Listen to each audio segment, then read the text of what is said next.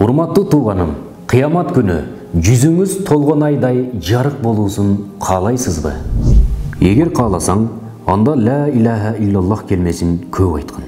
Ибн Умар радиаллаху анху риваят кылган хадисте пайгамбарыбыз саллаллаху алейхи ва саллям ла иляха иллаллах келмесинин ээлерине өлүм алдында да, кабырда да, акыретте да коркунуч болбойт деп айткан. Абу Дарда радиаллаху анху риваят кылган хадисте пайгамбарыбыз саллаллаху алейхи ва саллям мынтип айткан: ла иляха иллаллах келмесин 100 жолу айткан бенденин жүзүн Аллах Таала кыяматта толуп турган айдай жарык кылат. Башка эч кимдин жүзү андай жарык болбойт. Бирок ушул сыяктуу же андан да көп айткан адамдардын жүзү гана ошондой нурлуу болот. Табарани.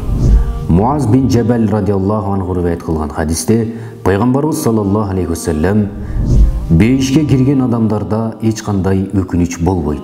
Бирок алар Алланы эскербей, зикир кылбай өткөрүп жиберген убактыларына гана өкүнүшөт деп айткан. Ла иляха иллаллах келмесин көп айткыла.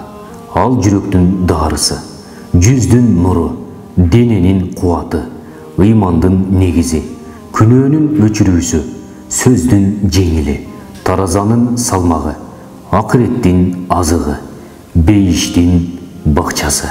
Өлүм алдында жатканда ар кимге деле келиме айтуу насип кыла бербейт.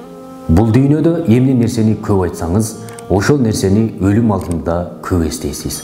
Ошондуктан ла иляха иллаллах келмесин көп айтыңыз.